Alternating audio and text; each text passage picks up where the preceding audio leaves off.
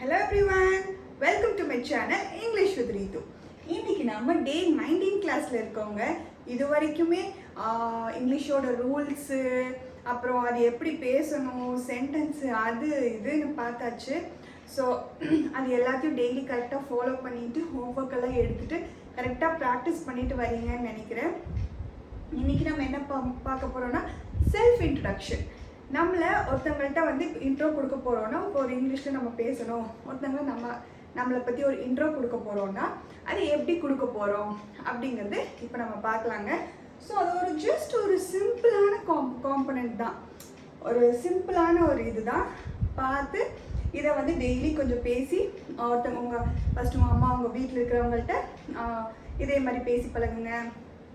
அப்புறம் ஒவ்வொருத்தட்ட ரிலேட்டிவ் கிட்ட பேசி பேசி பேசி உங்களுக்கு தானாக வந்துடும், உங்களுக்குன்னு ஒரு ஸ்டைலும் வந்துடும். ஸோ வாங்க பார்க்கலாம் என்னென்ன இருக்குன்னு. ஸோ உங்களை பற்றி இன்ட்ரோ கொடுக்கணுன்னா 6 விஷயங்கள் இருக்குங்க.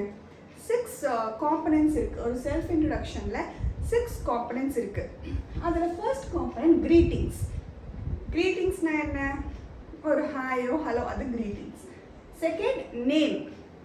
அடுத்து லொக்கேஷன், உங்களோட பிளேஸ். அடுத்து ப்ரொஃபஷன், நீங்கள் என்ன பண்ணுறீங்க இல்லாட்டி உங்களோட எஜுகேஷன். அடுத்து ஹாபீஸ். அடுத்து க்ளோசிங், ஒரு ஓப்பனிங் ஒரு க்ளோசிங். அப்புறம் உங்கள் பேர், உங்கள் லொக்கேஷன், நீங்கள் படிக்கிறீங்களா இல்லை வேலை செய்கிறீங்களா, அந்த ப்ரொஃபஷன். அடுத்து உங்கள் ஹாபி.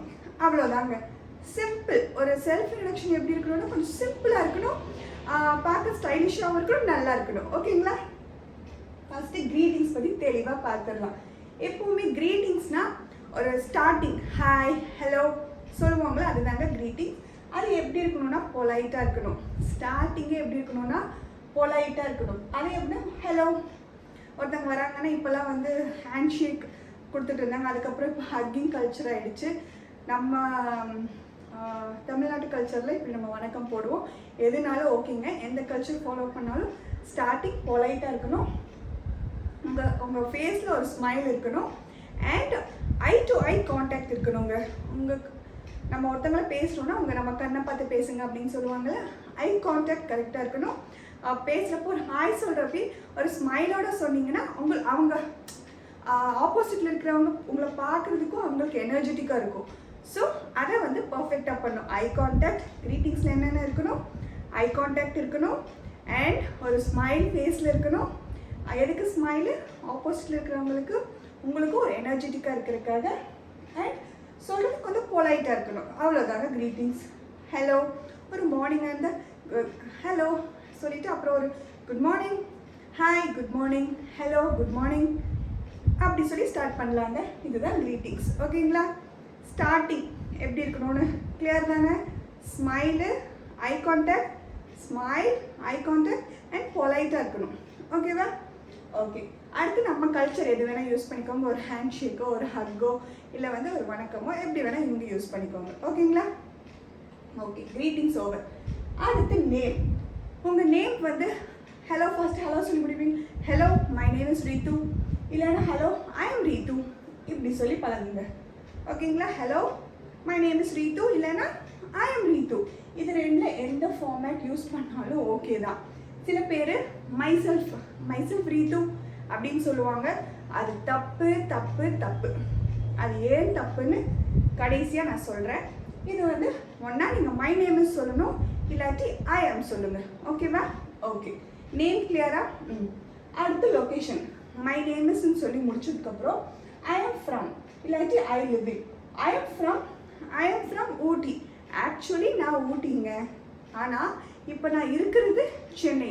இவ்வளோ லாங்காக ஆக்சுவலாக நான் ஊட்டியிலேருந்து வரேன், ஆனால் இப்போ நான் லிவ் பண்ணுறேன், ஆனால் இப்போ நான் இருக்கிற இடம் சென்னை. இப்படியெல்லாம் சொல்ல தேவையில்லை. ஒன்றா இங்கே உங்களோட நேட்டிவ் சொல்லுங்கள். நீங்கள் ஊட்டி அப்படின்னு உங்களோட நேட்டிவ் சொல்லணும். இல்லைன்னா இப்போ நீங்கள் வாழ்கிற இடம், இப்போ நீங்கள் இருக்கிற இடம் வந்து என்னது சென்னை அப்படி சொல்லுங்கள். ஓகேவா? ரெண்டுமே சொல்ல வேண்டாம், சிம்பிளாக முடியும். ஒன்றா ஐ எம் ஃப்ரம்,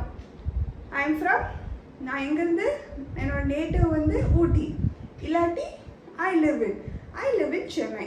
ரெண்டில் ஏதோ ஒன்று சொல்லுங்கள். இதுதான் லொக்கேஷன். முடிஞ்சுதா? அடுத்து உங்கள் ப்ரொஃபஷன். நீங்கள் ஒன்றா வேலை செய்கிறவங்களா இருப்பீங்க, இல்லாட்டி ஒரு காலேஜோ ஒரு ஸ்டூடெண்ட்டாக இருப்பீங்க. இது ரெண்டில் ஏதோ ஒன்று தான் இருக்கும். நீங்கள் சப்போஸ் வேலை செய்கிறவங்களா இருந்தால் உங்களோட ப்ரொஃபஷனை சொல்லுவீங்க. நீங்கள் ஒரு ஸ்டூடெண்ட்டாக இருந்தால் உங்களோட எஜுகேஷன் சொல்லுங்கள். இதுதான் 4th ஸ்டெப். ஸோ ப்ரொஃபஷன் சொல்கிறப்போ ஐ ஒர்க் ஆஸ் உங்களோட பொசிஷன். ஒரு கம்பெனி போனீங்கன்னா நீங்கள் ஒரு சீனியர் மேனேஜர், இல்லாட்டி நீங்கள் ஒரு சீனியர் அனலிஸ்ட், இல்லாட்டி நீங்கள் ஒரு குவாலிட்டி அனலிஸ்ட், ஒரு ப்ரொடக்ஷன் நீங்கள் ஒரு ப்ரொடக்ஷன் அனலிஸ்ட், நீங்கள் ஒரு டீம் லீடர் அப்படின்னு உங்களுக்குன்னு ஒரு பேர் கொடுப்பாங்க. ஸோ அதை சொல்லணும். ஐ ஒர்க் ஆஸ் உங்களுக்கு கொடுத்த பொசிஷனோட பெயர். ஓகேவா? ஐ ஒர்க் ஆஸ் கூட பக்கத்தில் உங்களுக்கு என்ன பொசிஷன் கொடுத்துருக்கீங்க. சாஃப்ட்வேர் இன்ஜினியராக இருந்தால் ஐ ஒர்க் ஆஸ் சாஃப்ட்வேர் இன்ஜினியர் அப்படின்னு சொல்லுவீங்க. உங்களுக்கு என்ன பொசிஷன் கொடுத்துருக்காங்களோ அந்த பொசிஷன் சொல்லுவீங்க. கிளியரா? ஒரு எஜுகேஷன்னா ஐ ஆம் அ ஸ்டூடெண்ட் அட் உங்களோட காலேஜ் நேம். ஐ ஆம் அ ஸ்டூடெண்ட் அட் உங்களோட காலேஜ் நேமை வந்து பக்கத்தில் போட்டுக்கோங்க. அவ்வளோதான். இதுனா ஐ ஒர்க் ஆஸ், இதுனா ஐ ஆம் அ ஸ்டூடெண்ட் அட். கிளியரா? 4 இது கிளியராக முடிஞ்சுதா? ஓகே. இப்போ ஹாபீஸ்னால் என்னங்க? ஃபர்ஸ்ட் ஆஃப் ஆல் உங்களோட ஃப்ரீ டைமில் இப்போ நீங்கள் ஃப்ரீயாக இருக்கீங்க. அப்போது ஒரு ஃப்ரீயாக இருக்கீங்கன்னா என்ன, போர் அடிக்குதுடா, என்ன பண்ணுறதுனே தெரியல, அந்த மாதிரி ஒரு லெஜர் டைம் கிடைக்கும் பார்த்தீங்களா? ஒரு ஃப்ரீ டைமில் உங்களுக்கு பிடிச்ச, உங்களுக்கு சந்தோஷத்தை தரக்கூடிய விஷயங்களை செய்கிறது தான் ஹாபி. அப்போ உங்களுக்கு ஒரு ஃப்ரீனாலே நம்ம சில பேர் கார்ட்ஸ், எனக்கு கார்ட்ஸ்னால் ரொம்ப விளையாட ரொம்ப பிடிக்குங்க. ஸோ வந்து நான் ஃப்ரீ டைமில் உடனே ஃப்ரீயாக இருந்தால் கார்ட்ஸ் விளையாடலாமா அப்படின்னு எனக்கு கேட்க தோணும். சில பேர் ஃப்ரீயாக இருக்கிறவங்களுக்கு ஷட்டில் விளையாட பிடிக்கிறோம். நம்ம ஷட்டில் விளையாடலாமா, ஃப்ரீயாக போர் அடிக்குது, ஷட்டில் விளையாடலாமா. ஸோ அவங்கவுங்களுக்கு என்னென்ன பிடிக்குமோ ஒரு ஃப்ரீ டைமில் அவங்களுக்கு பிடிச்சமான விஷயத்த பண்ணுறது தான் ஹாபி. ஓகேங்களா? ஸோ வந்து அவங்க ஹாபி பற்றி சொல்லுங்கள். சில பேருக்கு டான்ஸ் ஆட பிடிக்கும். நம்ம கொஞ்ச நேரம் பாட்டு போட்டு, சில பேருக்கு மியூசிக் கேட்டுட்டு அப்படியே படுத்து தூங்க பிடிக்கும். ஸோ ஒரு ஃப்ரீயாக இருக்கிற டைமில் உங்களுக்கு என்ன பண்ண, உங்களுக்கு ஃப்ரீயாக அடிக்கடி நீங்கள் பண்ணுற விஷயம். ஓகேங்களா? ஹாபிங்கிறது ஃப்ரீயாக இருந்தால் போதும், உங்கள் மைண்ட் அதை தான் தேடும். ஃப்ரீயாக இருந்தால் போதும். கிரிக்கெட் பிடிச்சவங்களுக்கு ஃப்ரீயாக இருந்தால் போதும், கிரிக்கெட் விளையாட போகலாமா. அந்த மாதிரி ஃப்ரீயாக இருக்கிற டைம் உங்களுக்கு பிடிச்ச விஷயத்த பண்ணுறது தான் ஹாபீஸ். டான்ஸில் பேருக்கு ஸோ ஐ என்ஜாய் டான்ஸிங், இல்லைன்னா I love playing volleyball, cards, எதை வேணால் எப்படி வேணால் சொல்லிக்கலாம். உங்களோட ஹாபிஸ் சொல்லிடணும். அப்போ தான் நீங்கள் எப்படிப்பட்டவங்க. சப்போஸ் இப்போ நான் வந்து ஐ லவ் பிளேயிங் வாலிபால்னு சொல்கிறேன்னு வச்சுக்கோங்களேன். அப்போ அவங்களுக்கே தெரிஞ்சு உங்களுக்கு ஸ்போர்ட்ஸ் பிடிக்கும் போல்.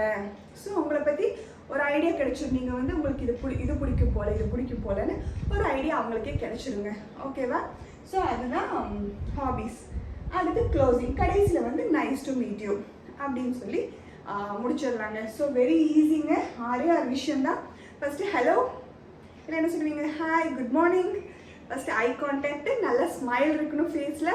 Hi good morning. இப்போ ஃபுல்லாக ஒரு தடவை நான் சொல்கிறேங்க, அப்படியே பார்த்துக்கோங்க. Hi good morning, my name is Ritu. I am from Ooty. I work as a senior language evaluator. அப்புறம் I enjoy playing cards, playing volleyball அப்படின்னு சொல்லிட்டு நைஸ் டு மீட் யூ. அவ்வளோதான், சிம்பிளாக இருக்கணுங்க. ஸோ அடுத்து இப்போ ஒரு செல்ஃப் இன்ட்ரடக்ஷன் பண்ணுறப்போ என்னென்ன மிஸ்டேக் நீங்கள் பண்ணக்கூடாது அப்படிங்கிறத இப்போ நம்ம பார்ப்போம். ஸோ இப்போது என்னென்ன மிஸ்டேக் பண்ணக்கூடாதுன்னு சொல்லி பார்க்கலாம். ஃபஸ்ட்டு பார்த்தீங்கன்னா, don't start with myself வச்சு அது வந்து ஒரு ட்ரெண்டாக கொஞ்ச நாளாக மாறிடுச்சுங்க. Myself Ritu, I am from Ooty அப்படின்னு ஒரு ட்ரெண்டாக மை செல்ஃப் வச்சு ஆரம்பித்து ஒரு ட்ரெண்டாக மாறிடுச்சு. ஆனால் வந்து மை செல்ஃபை வச்சு ஆரம்பிக்கிறது ஒரு பெரிய மிஸ்டேக்குங்க. மை செல்ஃப் வச்சு ஒரு இன்டர்வியூலையோ ஒருத்தங்க இது பண்ணி அப்படி வந்து ஆரம்பிக்காதீங்க. அதுக்கான ரீசன் என்னன்னா, நம்ம டே 1 கிளாஸில் சப்ஜெக்டை பற்றி படித்தோம் தெரியுமா? ஒரு சப்ஜெக்ட் எப்பயுமே ஸ்டார்டிங் ஆஃப் த சென்டென்ஸ் வந்து ஒரு சப்ஜெக்டில் தான் ஆரம்பிக்கணும். ஸோ ஒரு சப்ஜெக்டில் ஆரம்பிக்கிறப்போ நீங்கள் வந்து மைசெல்ஃப் வச்சு ஆரம்பிச்சிங்கன்னா, மைசெல்ஃப்ங்கிறது ஒரு சப்ஜெக்ட் கிடையாது. அதில் என்னென்ன சப்ஜெக்ட் இருக்கணும்னு சொல்லியிருந்தேன். I, he, she, it, they, you, are, we, இவ்வளோதாங்க சப்ஜெக்ட் இருக்குது. இது ஒரு ப்ரொனவுன், இதை ஒரு ரிஃப்ளெக்சிவ் ப்ரொனவுன்னு சொல்லுவாங்க. Myself, himself, themselves. I wrote it myself, நானே எழுதினேன். ஹீ டிட் இட் ஹிம்செல்ஃப், அவனே செஞ்சான், நானே அவனே. அந்த மாதிரி இடத்துல தான் இந்த மாதிரி மைசெல்ஃப் யூஸ் பண்ணுவீங்க. மைசெல்ஃப் ரீத்து, நானே ரீத்து, அந்த மாதிரி சொன்ன மாதிரி ஆகிடுங்க. ஸோ வந்து இது ஒரு சப்ஜெக்ட் கிடையாது. இது ஒரு சில ப்ரொனவுன்ஸ் தான் சப்ஜெக்டாக இருக்க முடியும். அதாவது he she it we you they தான் சப்ஜெக்டாக இருக்க முடியும். இது வந்து சப்ஜெக்டாக இருக்க முடியாது. ஸோ இது ஒரு சப்ஜெக்ட் கிடையாது. ஸோ சப்ஜெக்டில் நீங்கள் யூஸ் பண்ணிங்கன்னா அது தப்பு. ஸோ மை செல்ஃப் வச்சு ஆரம்பிக்காதீங்க. நான் என்ன சொல்லியிருந்தேன், ஐ ஆம் ரீத்து இல்லாட்டி மை நேம் இஸ் ரீத்து. ஓகேவா, அவ்வளோதான். இதை வச்சு ஆரம்பிக்காது. இது ஃபர்ஸ்ட் மிஸ்டேக். அடுத்து ஐ கான்டாக்ட் இஸ் மஸ்ட். இப்போ வந்து ஒரு சண்டேனே வச்சுக்கோங்களேன், உங்களுக்கோ உங்கள் ஃப்ரெண்டுக்கோ இல்லை உங்கள் வீட்டில் இருக்க சண்டேன்னு வச்சுக்கோங்களேன். ஒருத்தவங்கள்ட்ட பேசுகிறாங்க, என்கிட்ட பேசு ப்ளீஸ், என்கிட்ட பேசு, ஏன் இப்படி இருக்கு அப்படின்னா அவங்கள பார்ப்பீங்களா நீங்கள், நீ விட நான் பேச மாட்டேன். ஸோ ஐ கான்டாக்ட் இருக்காது. ஸோ ஒருத்தவங்கள்ட்ட ஒரு வெறுப்பு காமிக்கிறப்ப தான் நம்ம என்ன பண்ணுவோம், ஐ கான்டாக்ட் இல்லாமல் நம்ம இப்படி திரும்பிப்போம். ஓகேங்களா. ஸோ ஒரு ஐ கான்டாக்ட் இருந்தால் தான் அவங்கள்ட்ட நம்ம ஒரு ஃப்ரெண்ட்லியாக நம்ம பேசுகிறோம் அப்படிங்கிற அர்த்தம். ஸோ ஐ கான்டாக்ட் எப்பவுமே வச்சுக்கோங்க அண்ட் ஸ்மைல் வச்சுக்கோங்க நான் சொன்ன மாதிரி. ஸோ ஐ கான்டாக்ட் வந்து கண்டிப்பாக இருக்கணும். ஸோ உங்களை பற்றி பேசுகிறப்போ 1 மினிட் ஷார்ட்டாக வச்சுக்கோங்க. 1 மினிட் வந்து போதுமான அளவு. ஹாய், ஒரு good morning, good morning, my name is Ritu, I am from Ooty, எனக்கு வந்து வாலிபால் விளையாட பிடிக்கும் அண்ட் வந்து நைஸ் டு மீட் யூ அப்படின்னு ஒரு ஷார்ட்டாக நீங்கள் 1 மினிட், ரொம்ப கொஞ்சம் பேசினாலும், இப்போ நான் பேசுனது ஒரு 20 செகண்ட்ஸ் அவ்வளோதான் வந்திருக்கும். ஸோ உங்களுக்கு கொஞ்சம் எலாபரேட் பண்ணி சொன்னாலும் 1 மினிட்குள்ளே வச்சுக்கோங்க, அதோட முடிச்சுக்கோங்க. ரொம்ப வளவள ஒருத்தர் சில பேருக்கு என்னடா அவர் பேசிகிட்டே இருக்கா, ஃபஸ்ட் இம்ப்ரெஷன்ல அந்த இம்ப்ரெஷன் கொடுக்காதீங்க. நீங்கள் சொல்கிற அந்த 1 மினிட் விஷயத்துலேயே சில பேருக்கு உங்களை ரொம்ப பிடிச்சிடும். ஸோ அதை பிடிச்சது போய் என்ன பண்ணுவாங்க, உங்கள்கிட்ட பேசணுன்னு கொஞ்சம் ட்ரை பண்ணுறப்போ உங்களை பற்றி இன்னும் கொஞ்சம் சொல்லுங்களேன், கேட்க இன்ட்ரெஸ்டிங்காக இருக்குது அப்படின்னு சொல்லுவாங்க பார்த்தீங்களா. அதுக்கப்புறம் ஏதாச்சும் வளவலன்னு உங்களுக்கு உங்களை பற்றி சொல்லணும்னு தோணுச்சுன்னா அப்போ சொல்லுங்கள். ஓகேவா. இல்லைன்னா முடிஞ்ச அளவுக்கு 1 மினிட்டுக்கு மேலே ஒரு செல்ஃப் இன்ட்ரடக்ஷன் எடுத்துகிட்டு போகாதீங்க, அதோட முடிச்சிருங்க. ஓகேவா. சரி, ரொம்ப கிளியராக ஒரு செல்ஃப் இன்ட்ரடக்ஷன் கொடுத்துட்டேன்னு நினைக்கிறேன். ஸோ ரொம்ப சிம்பிளான ஸ்டெப்ஸ் தான் சொல்லியிருக்கேன். ஸோ இதை வந்து போய் உங்கள் ஃபஸ்ட்டு வீட்டில் இருக்கிறவங்கள்ட்ட ட்ரை பண்ணி பாருங்கள், அப்போ ரிலேட்டிவ்ஸ் கிட்ட பேசி பாருங்கள். ரொம்ப ஈஸி, எல்லாமே மைண்டில் இருக்குது. அதுக்கப்புறம் கேஷ் நம்மளுக்கே ஒரு ஸ்டைல் வந்துடும், நான் ஃபஸ்ட் சொன்ன மாதிரி தான்.